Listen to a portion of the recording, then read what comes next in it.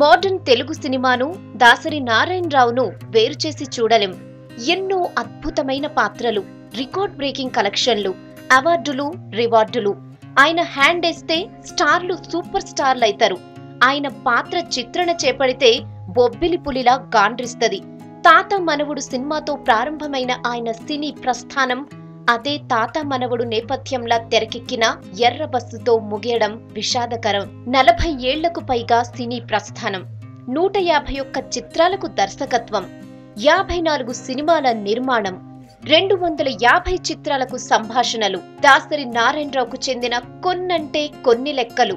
అంతేకాదు, నటుడిగా, జర్నలిస్ట్గా, పబ్లిషర్గా, మ్యాగజైన్ ఎడిటర్గా, డిస్ట్రిబ్యూటర్గా, రాజకీయవేత్తగా అనేక రంగాల్లో రాణించి బహుముఖ ప్రజ్ఞాశాలిగా పేరు గడించారు దాసరి. తెలుగుతో పాటు తమిళ, కన్నడ, హిందీ చిత్రాలకు కూడా దర్శకత్వం వహించారు. నటుల నుంచి నటన రాబట్టుకోవడమే కాదు, స్వయంగా నటించి విమర్శకుల ప్రశంసలు అందుకున్నారు. తెలుగు చిత్రసీమకు ఎన్నో మరుపురాని చిత్రాలందించిన దాసరి 1942 మే 4న పశ్చిమ గోదావరి జిల్లా పాలకొల్లులో జన్మించిండు. కాలేజీ రోజులల్లా నాటకాలు వేయడమే కాకుండా కొన్ని నాటకాలకు దర్శకత్వం వహించిండు. 1966లో దాసరి వేసిన నాటకాన్ని చూసిన ప్రముఖ నిర్మాత వైవి కృష్ణయ్య ఆయనలున్న టాలెంట్ చూసి నటుడిగా సినిమాలల్లా అవకాశమిచ్చిండు. ఆ తర్వాత కె రాఘవ నిర్మించిన తాత మనవడుతో డైరెక్టర్ గా మెగా ఫోన్ పట్టుకున్న ఈ దర్శక దిగ్గజం ఆ తర్వాత వెనక్కి తిరిగి చూసుకోలేదు. ఒక్కో హీరోతో ఒక్కో అద్భుతం. ఎన్టీఆర్ తో బొబ్బిలి పులి, సర్దార్ పాపారాయుడు, విశ్వరూపం వంటి భారీ హిట్లిచ్చిండు. అసలు బొబ్బిలి పులైతే రికార్డ్ బ్రేకింగ్ మూవీగా నిలిచిపోయింది. ఈ మూవీలతో దాసరి నటులను కాదు, రాజకీయ నాయకులను కూడా తయారు చేయగలరన్న పేరు తెచ్చుకున్నారు. దాసరి డైరెక్ట్ చేసిన బొబ్బిలి పులి, సర్దార్ పాపారాయుడు ఎన్టీఆర్ రాజకీయ రంగ ప్రవేశానికి బూస్ట్లా పనిచేసినాయి. ఏఎన్ఆర్ తో అయితే మరుపురాని చిత్రాలు. ప్రేమాభిషేకం, మేఘ సందేశం, బహుదూరపు బాటసారి ఆయన దర్శకత్వంలో వచ్చి ప్రేక్షకుల మనసులకు హత్తుకున్నాయి. ముఖ్యంగా ప్రేమాభిషేకం తెలుగు ఫిల్మ్ ఇండస్ట్రీలా మరో దేవదాసుగా నిలిచి సంచలనం సృష్టించింది.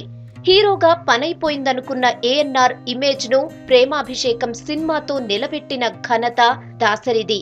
అంతగా నటులకు స్టార్డమ్ తెచ్చిపెట్టిన దర్శకుడిగా పేరు సాధించిండ్రు. మోహన్ బాబుకైతే జన్మనిచ్చిన తండ్రి నారాయణ స్వామి అయితే స్టార్ నటుడిగా తెర మీద జన్మనిచ్చింది మాత్రం దాసరి నారాయణరావనే చెప్పాలి.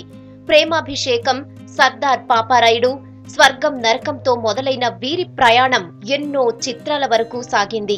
అటు మోహన్ బాబునే కాదు, Murali Mohan, people star R Narayanamurthy నుంచి మొదలు పెడితే నరసింహరాజు, శ్రీహరి, రమేష్ బాబు, మహేష్ బాబుతో సహా ఎంతో మంది హీరోలను వెండి తెరకు పరిచయం చేసిన ఘనత దాసరిది.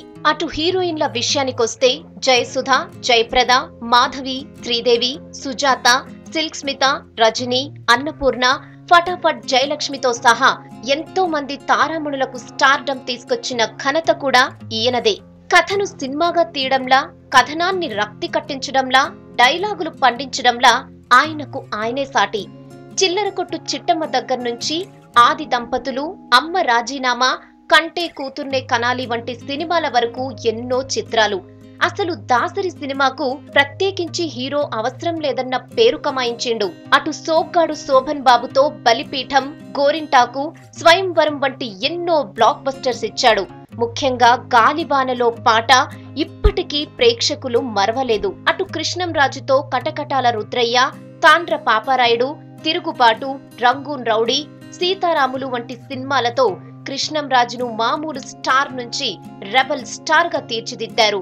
తిరుగులేని ఇమేజ్ ను సంపాదించి పెట్టిండు. అటు కృష్ణతో యుద్ధం, ఊరంతా సంక్రాంతి, విశ్వనాథ నాయకుడు వంటి ఎన్నో హిట్ సినిమాలను అందించిన ఘనత దాసరిది. ఇక తర్వాతి తరం నటులెందరికో తనదైన దర్శక ప్రతిభతో బిగ్గెస్ట్ హిట్లిచ్చారు దాసరి. వెంకటేష్ కు బ్రహ్మపుత్రుడు, నాగార్జునకు మజ్ను చిత్రాలిచ్చిన మైలేజ్ అంతా ఇంత కాదు. ముఖ్యంగా ఇది తొలి రాత్రి అంటూ దాసరి రాసిన పాట ఇప్పటికీ ఎవర్ గ్రీనే. అటు చిరంజీవితో తన బందో చిత్రం లంకేశ్వరుడు తీశారు దాసరి. అలాగే టాలీవుడ్ టాప్ హీరో బాలకృష్ణతో తన 150వ చిత్రం పరమవీర చక్ర తీయడం విశేషం. ఇక విజయశాంతితో తీసిన ఒసే రాములమ్మ సినిమా గురించి ఎంత చెప్పినా తక్కువే.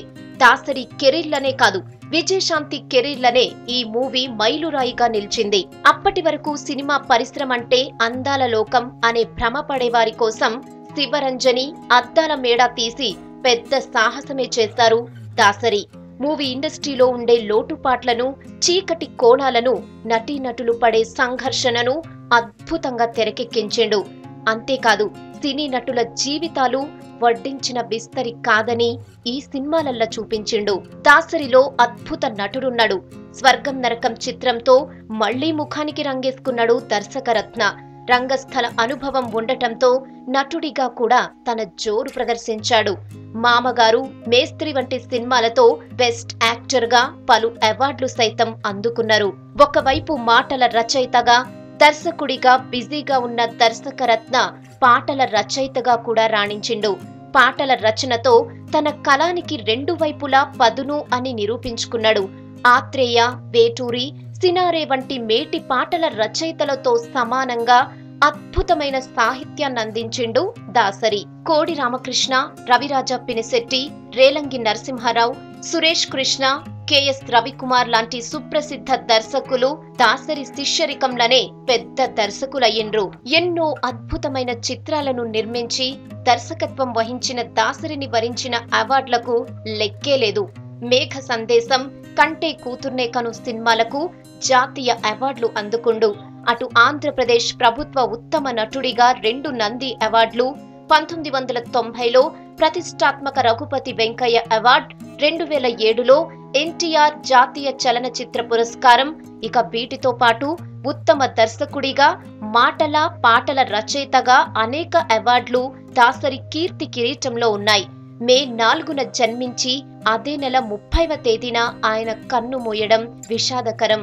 దాసరి మన నుంచి భౌతికంగా దూరమైన ఆయన సినిమాలతో ఎప్పటికీ ప్రేక్షకుల గుండెలల్లా ఒక మేస్త్రిగా కొలువై ఉంటాడు.